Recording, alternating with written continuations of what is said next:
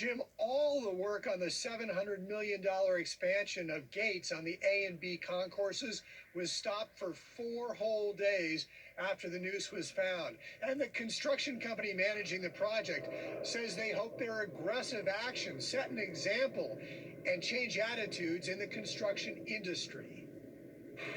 This has been the status quo on construction sites for too long. Scott Bustos is the general manager for Turner Construction in Denver, which is managing the airport's gate expansion. But we learned in late October, a hangman's noose that looked like this, a symbol of hate, was found hanging in a temporary stairwell on the airport construction site. There was intent. There was clear intent with what they've done. It was deliberate.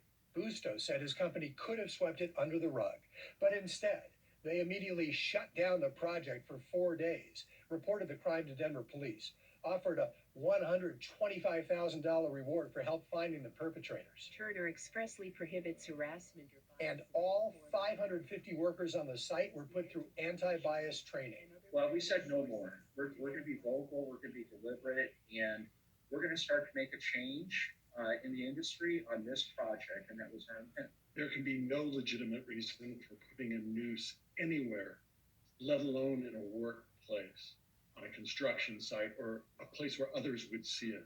A noose is an act of intimidation and harassment, and for people of color, it even has special meaning. Scott Levin with the Anti-Defamation League said the DIA incident is part of a larger wave of an increase in hate crimes in Colorado and across the country. A rise in hate crimes has occurred because I think the entire country is in a place of division, and it's left open space for those that have the most hateful beliefs. No arrests have been made, but Turner Construction says as the investigation cranked up, a small group of subcontracted workers left the job, and they are suspected of being responsible. Policy is defined by words. A culture is defined by actions. And this action by the construction company was costly. One administrator with Turner Construction estimates that shutting the project down for 4 days cost more than $1 million a day in lost production. Reporting live from DIA, I'm Brian Moss, covering Colorado First. Brian, thank you. New tonight, Aurora City Council